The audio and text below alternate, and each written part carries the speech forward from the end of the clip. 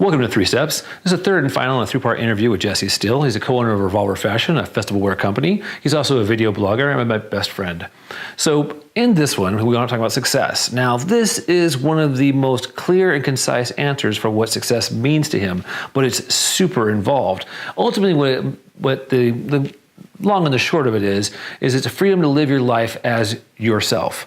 But when I asked him how he got to success, he had this long journey and a huge introspective conversation that was super involved, and it lasted for him for years, and the journey is really great to hear.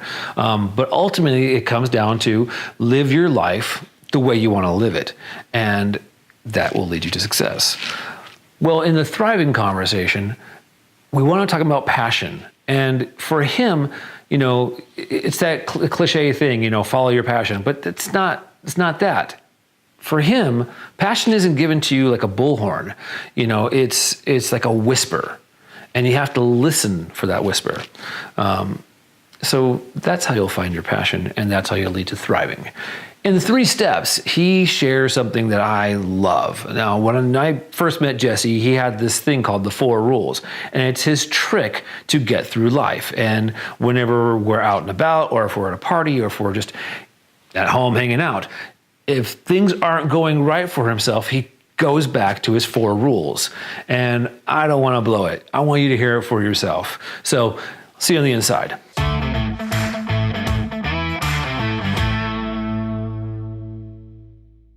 Success. What does success mean to you? Man, this is such a tricky one. So for me, I say success is knowing who you are in this world. Let's see, being centered in yourself, being like, oh, okay, wow, this is who I am. Being aligned, if you've got a greater purpose, you can feel that, and then exploding from there. Like, not just, I'll just do this and I'll just do this, but freaking just exploding. Yeah. Being so much you in this world and doing all the stuff that you do that, impact other people. Yeah. You bring, riches and wealth from, everything in your life. Totally. Yeah, that's success. It's the freedom to live your life as yourself. The freedom to live your life as yourself. That's fucking cool, man. Yeah. All right, so how did you come to that idea? Or because we all go through getting our own success, getting to our place of like, it's not just comfort, but it's like, I'm doing the thing, I'm being the thing. So what was your journey, and how did you come to that idea? I realized that when I was a high schooler, the only thing I'd ever done that didn't feel like work was filmmaking. And so I just I want to be Steven Spielberg, and follow that passion and follow that joy.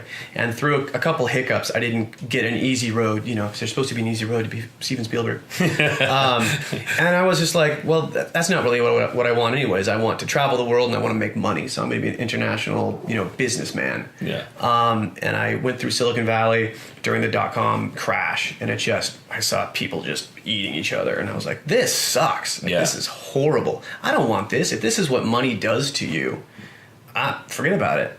So then I went back to pursue filmmaking and tried that for a while, and then the global financial collapse happened, and so my company folded, and I was just like, I don't even enjoy this anymore. Yeah. So that had me look at all other people's definitions of success. The sports car, the fancy clothes, the supermodel wife, all of this stuff, which was really ego-driven and really shallow, and they weren't happy. And it's just like, I just want to be happy. So that became my thing. I just want to be happy in life. That'll be success. And then I realized that happy is like chasing a dopamine hit or something. Yeah. You know what I mean? Then you're kind of left depleted because there's nothing behind that. There's not that contentment. So like, if you can build contentment behind happiness, then that's success, right? Okay, but what about including other people? What about giving back? So like trying to form this, and I just realized, get centered, strong in who you are, and live your life the way you want to live it. I don't want to say live your passion, because then you have to find this passion. Yeah. Live your life the way you want to live it, and just be fully freaking you. Yeah, no, that's why we're friends. Right? So true. Thriving. What does thriving mean to you? Yeah, I think I think actually to be successful, you have to be thriving. So really that success is kind of creating that pillar of who you are, and that thriving is the energy that just explodes from that. That's the thriving. And I think probably the ultimate thriving is being able to give back. Yeah. And I'm still working on that. Yeah. I'm still working on not being selfish, still working on creating a vision and a mission that can amplify from me and help other people. Yeah.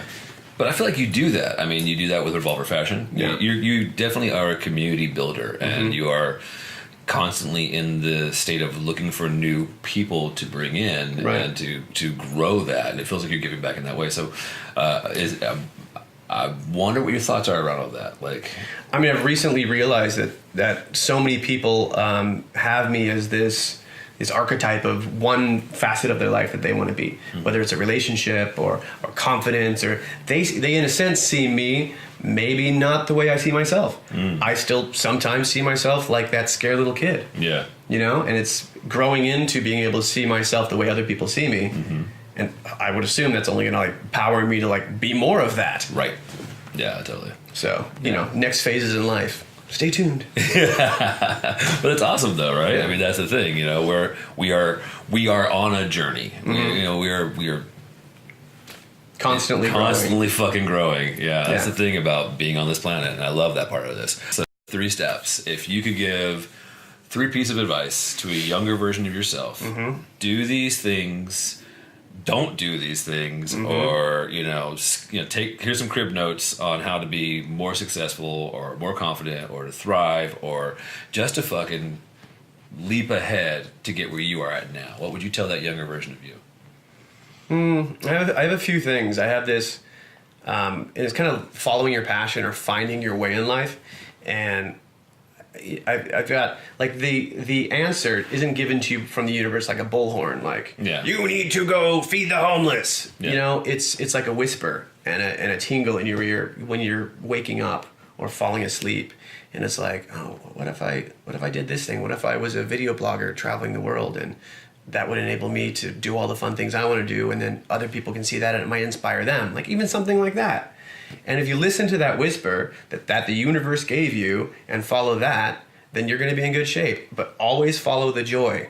Don't get caught up in your ego or things like that. If you're not having fun, if it's not enjoyable, at least kind of in the long term, some things are tough, then you're not living. Yeah. That's one. Another thing I often offer to an interview setting like this are my 4 rules. Oh yeah, dude, these are fucking great. Oh, these are badass. You guys are gonna love this shit. And these are fun. And these aren't maybe your 4 rules, or they're not maybe the only rules, but these are the 4 I keep repeating, and it provides me with so much fun and centeredness and direction.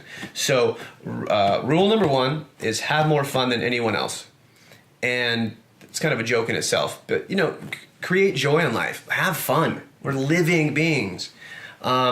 Rule number 2 is ask for what you want. In order to ask for what you want, you got to know what you want. Rule number 3 is follow your gut, which means kind of get centered. Got to feel yourself. What does your gut say you want to do? Follow that. And then when you get freaked out about that, oh my God, I'm scared, go to rule number 4, which is trust the universe. Yeah. Because I'm not the most brilliant guy. I don't know if the universe has some divine plan for me or not, but it sure is a heck of a fun game to play in my life, to think that we're co-conspirators on creating the most awesome life for myself. Fuck yeah, man. So I'll trust that. Yeah.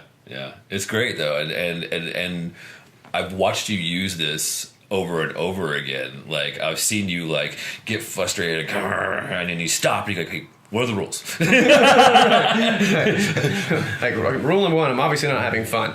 Rule number 2, what do I want that I'm not asking for? Right. I need to sleep. I need to eat. Or, I need a back massage. Yeah. Or something like that. Yeah, totally. And I don't mind, and I'll let people know this, I don't mind asking for ridiculous things.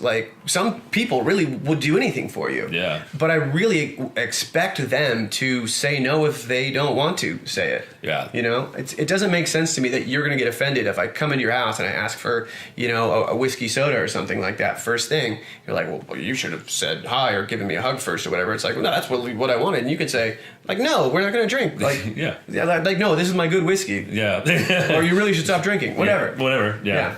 I can take no for an answer. Yeah, and that's right there. That's good stuff. So many little things. One of the things I love about doing these interviews is that we talk and we just run over stuff so fast, and there's all these great little nuggets, and I don't always point them out. And I've been trying to be good about pointing them out. Yeah, and that taking no for an answer. That's if you're willing to risk asking for what you want and like do it anywhere, anytime. People want to fucking help you. Like, people love being of use. You love being of use. Wouldn't it be cool if the people in your life actually asked for what they really wanted instead of bullshitted you all the time? And if you did the same thing and created a culture of that, wouldn't life be fucking grand? Right? Pretty easy. It gets really smooth, actually. All right, so your third one. What will be your third one? Well, I just gave the 4 rules. You gave the 4 rules, so yeah. Oh, so you want a third piece of advice to give to a younger version of yourself? To help them with confidence. What was it? Success. Or thriving. And thriving. So thriving was kind of following your joy. Success is kind of tuning into who you are. And then confidence is the other one, right? Yeah. The easiest hack for confidence is get into some physical sport, and hand-to-hand combat or wrestling or whatever has been with men for eternity. So get in that scenario. I like judo a lot. A lot of people do MMA. I don't know, ecstatic dance. Like, just do something. Like, move your body. I'm doing yoga now. I think yoga's really rad to center me emotionally and also to get limber and strong. Yeah, it's been great. Yeah, man. There's so much to say about being physically active and doing something where there's physical contact, because like pushing yourself, the challenge of it is when you're a young man. If you don't get into sports, there's some kind of barrier about the intimidation factor. But once you, as an older man, as an adult, you there's still that possible fear of it. But the thing is, the intimidation factor goes away as you learn. The more you learn, the more prowess you have. The more prowess you have, the more grace you have. The more grace you have, then it becomes like, I have skill. I have capacity. I'm confident. Right. Confident because I've done things, successfully. Yeah. I can throw some guy, Yeah. down if I need to. Yeah. And I say anything worth doing is worth doing poorly. Yeah. Yeah. Like, it's worthwhile to play music or sing, and we're not all great at it. Fuck no. Who cares? If you love it, fucking do it. It's worth doing. Yeah, totally. Make a fool of yourself. Hell yeah. And then another one I have, this comes up in my relationship and stuff a lot, is a relationship with failure. And it's like, what is your relationship with failure? And I expect failure in my life. Yeah. And we can cherish failure. We can celebrate failure when it happens. Yeah. Like, don't get down on it. Be like, oh, shame, guilt, blah, blah, blah. Because it's just going to Everything's spiral you down. Be like, oh, you had failure. You must have been pushing your edge and trying new things. Yeah. And you can reflect and be like, I don't want to do that again. Or I could have done it differently. Yeah, or I can just try that again. Fail again. Okay. Yeah, totally. Did I have the right tools? Seriously. But there's a lot to be said about failure too, because if you're willing to embrace failure and not make yourself wrong and beat yourself up, there's a lot of advantages to being in the place to be the guy that can, shit falls down, falls apart, and everyone's looking at you like, what the fuck? And you go, no biggie. Or you laugh at yourself. That is right? such a big one. I was in this weird mansion the other day, and they had this strange step going from the kitchen down into the bar or pool table area. Oh, yeah. And I was just walking along, and I missed that first step and went twice. And the second time, I just laid there and howled, and everyone's like, "Oh, are you okay?" And I was just like, "Evidently not." I don't know what's going on in here. I'm just floating through life, not looking down. Yeah. But it's fun, right? To have that, give yourself that permission to be like, yeah, shit just fucking went wrong, and it's all right. It's a way different perspective than being fuck you wrong so Right. bad, blah, blah, Right. blah. And people see a man who can laugh at themselves and their own mistakes. They're Yeah. like, oh shit, he's solid. Yeah, pretty much. Yeah, fuck yeah. Wow. So do you have? So this is the opportunity. So when we're at the wrap up part of things. So Yeah. it's like.